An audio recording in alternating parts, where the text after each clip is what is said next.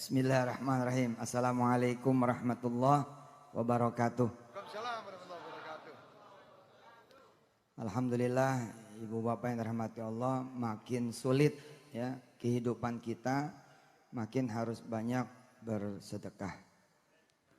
Justru semakin susah harus semakin ngeluarin sedekah. Kehidupan yang sulit ini salah satu jawabannya adalah bersedekah. Jangan kemudian justru kita makin perhitungan, makin pelit. Harus makin royal. Apa yang kemudian kita punya, kita keluarkan. Saya Yusuf Mansur dengan izin Allah Subhanahu wa taala mahabbah betul kepada para habaib termasuk Habib Syekh.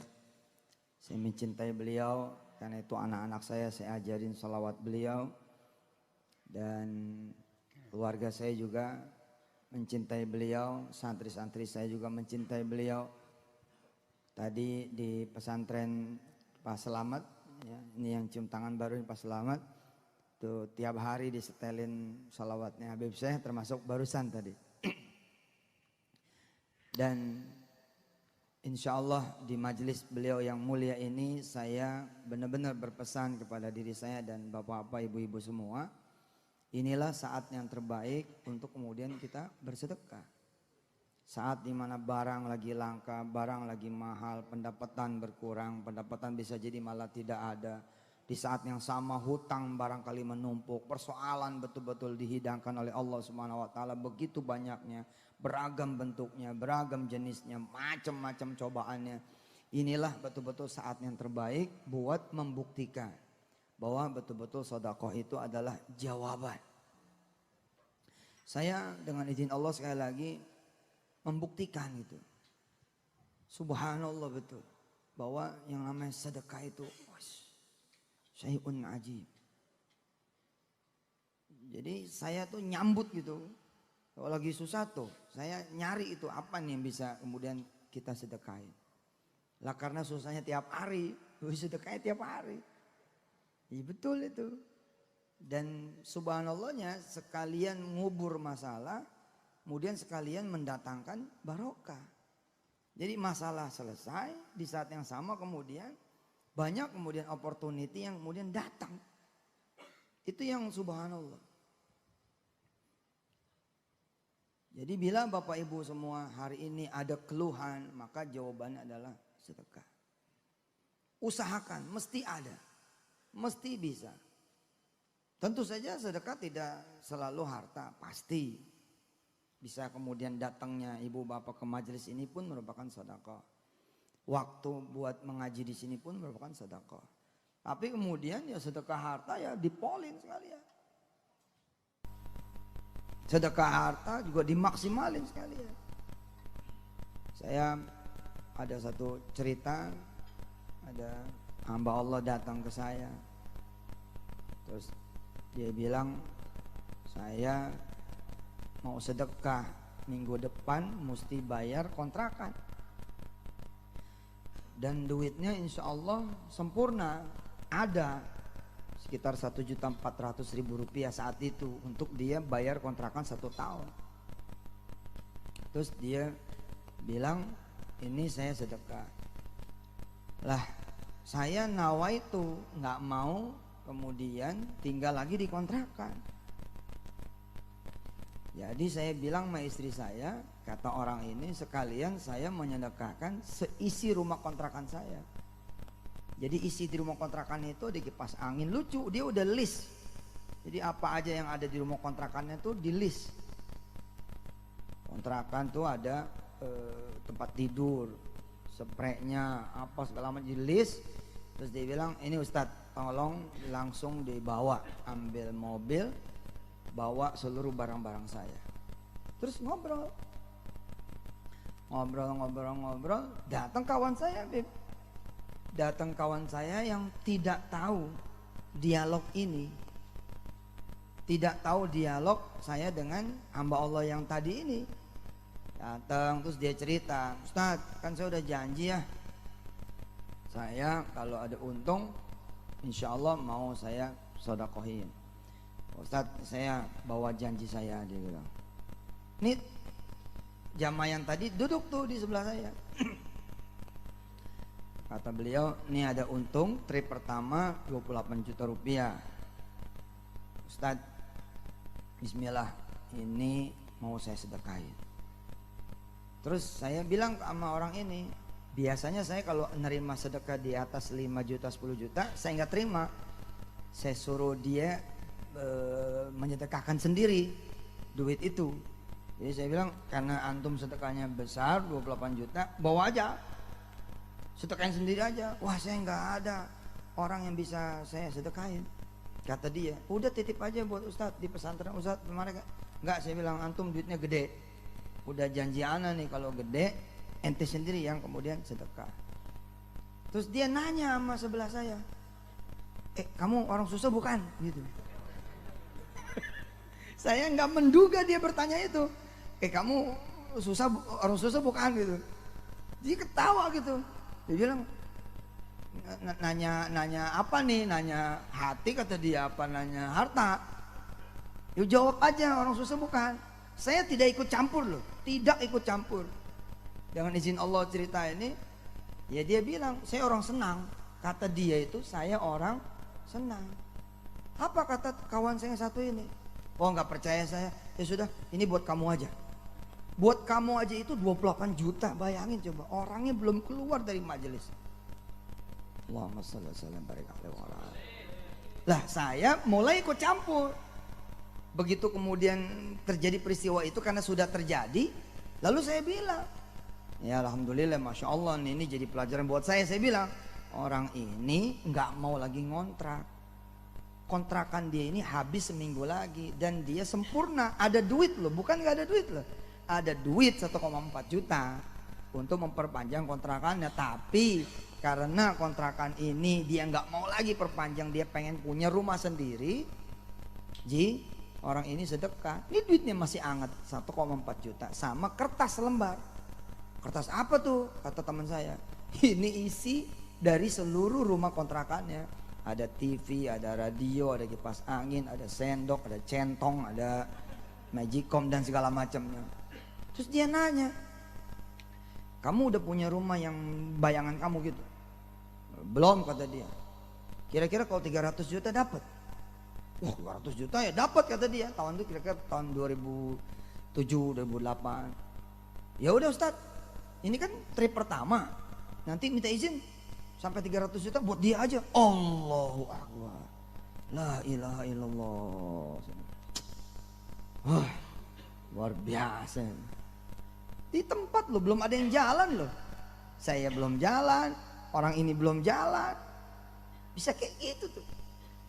Nah hari ini Bapak Ibu yang dirahmati Allah, orang kemudian berhitung karena sebab sulitnya. Orang berhitung sebab susahnya. Misal dia kemudian ditagih sama sekolah anaknya, belum bayar 7 bulan. Yang dia lakukan adalah melengkapi kekurangan 7 bulan itu. Umpama sebulan 200 ribu, kali 7 bulan 1,4, ada duit 300. Yang dia lakukan adalah minjem 1,1. Padahal tidak perlu minjem 1,1. 300 ribu itulah yang kemudian dia keluarin semuanya. Nggak usah dicari kemudian sisa 1,1-nya, tapi 300 ribu itulah yang kemudian harus dia keluarkan. Insya Allah kemudian anaknya benar-benar dikeluarin. Ya bayaran. Nah, pada saat dikeluarin itulah Allah kemudian ikut campur. Nah, kan kita pengennya Hollywood terus nih. Bisa jadi tidak Hollywood. Ya, karena apa yang kita pikirkan bukan yang Allah pikirkan, apa yang kita akan lakukan bukan yang akan Allah lakukan. Nah, begitu kemudian dikeluarin, ada yang jemput, kemudian dikirim ke sekolah yang terbaik atas biaya dia dan seterusnya. Percayalah. Coba jajal, kasih makan orang 1 malam. Itu 10 malam ditanggung oleh Allah Subhanahu wa taala. Kalau pas lagi bingo, 700 malam ditanggung oleh Allah Subhanahu wa taala. Kalau tiap malam ngasih makan orang, punya rumah makan. Iya betul itu. Jajal aja. Jajal aja. Ngasih makan 1 malam. Insya Allah ya. Kama qaulihi ya. Masya Allah, Allah bilang apa? Ya. Bi asyri amsalihha. Kamu tanggung hambaku 1 malam, aku tanggung kau 10 malam. Tapi lewat ayat yang lain Allah bilang apa? 700 kali lipat. Lah kalau tiap malam dia begitu terus, 700 gitu, ya jadi apa? Jadi rumah makan. Betul itu. Lakukan. Nah, anak-anak muda yang pada pengen cari kerjaan, gimana caranya? Beli pakai sedekah. Punya apa dia? Punya motor, sudah sikat motornya. Insya Allah tuh ibunya marah-marah loh. Gua bilang jangan dengerin Yusuf Mansur. Dengerin Yusuf Mansur sih. Udah nggak punya kerjaan, nggak punya motor lagi, gitu. Tapi saksikan kebesaran Allah Subhanahu Wa Taala. 3 tahun sejak dia sedekah motor, kerjaan nggak ada yang datang. Kenapa? Karena dia jadi pengusaha online. Allah bilang carikan buat dia, ya, rizki yang dia tidak perlu pakai motor. Carikan dia rizki yang tidak perlu dia kemudian jalan kaki. Carikan dia bisnis, carikan dia usaha, carikan dia penghasilan yang tidak perlu dia mencari. Tapi kemudian rizkiku yang akan mencari dia. Dibikinlah kemudian bisnis online inilah, online itulah. Dia sadar-sadar ternyata Allah tidak mengabulkan doa dia supaya punya pekerjaan. Padahal dia sudah beli dengan sedekahnya. Ternyata karena Allah ingin mengganti yang lebih besar. Shallu ala Nabi. Ya, saya kira ini sudah cukup, sudah lewat 3 jam saya ceramah. Ya, mudah-mudahan ini dibawa pulang. Habis ini bapak-bapak ibu-ibu yang pada punya hajat, yang pada punya kesusahan, jangan ada yang bawa motornya pulang. Udah kasih Habib saya semua. Pulang jalan kaki aja mana. Insya Allah besok saya dikoranin lagi. Oh, Yusuf Mansur tuh ceramah sedekah buat nyari duit sedekah. Na'udzubillahi min dzalik. Saya semangat menyampaikan sedekah. Kenapa? Karena orang lagi sulit. Orang lagi sulit itu sedekah, udah jawabannya. Betul. Saya punya sahabat, masya Allah, Allahumma sholli wa sallim barik alaihi wa ala alihi, mencintai sedekah. Semua kebutuhannya kemudian Allah perluin. Semua kebutuhannya Allah cukupin. Enggak sedekahnya dicukupin, apalagi kemudian bersedekah. Jawaban buat miskin, sedekah. Jawaban buat kekurangan harta, sedekah. Ya, anak-anak yang muda yang pada pengen S1, S2, S3, tanya orang tua, kira-kira kalau saya nih sekarang kelas 3 SMA mau kuliah udah ada duitnya belum? Oh, sudah ada. Berapa duitnya? Ya cukuplah buat kamu nanti masuk kuliah. Sudah, mana duitnya? Saya bagikan kepada orang lain. Saudara akan saksikan, saudara bisa dapat beasiswa S1 gratis, S2, S3 sampai S8 not.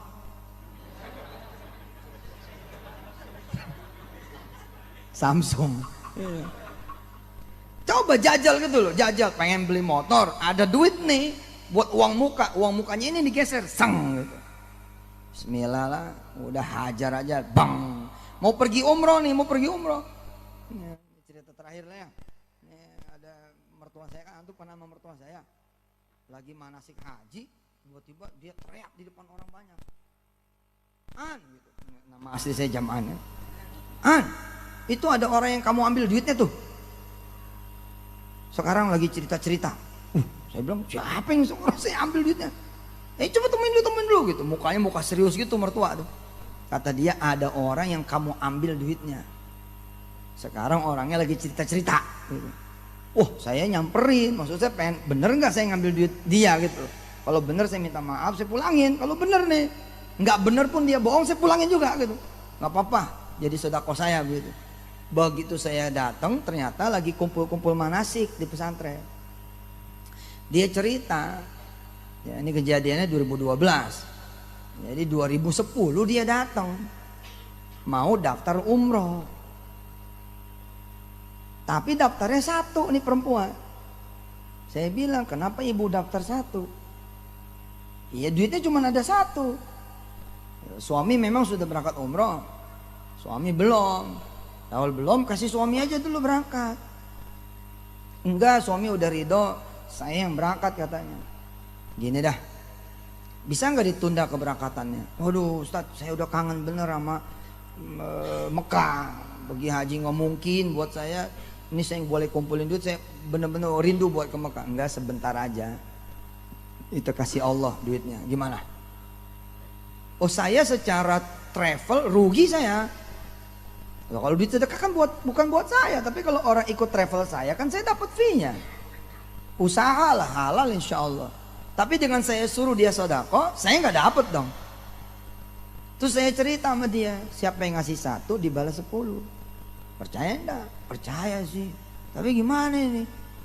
Ini duit boleh ngumpulin. Sudah percaya sama Allah. Ya terserah Ustadz lah, dia bilang. Akhirnya dia sedekahin tuh duit.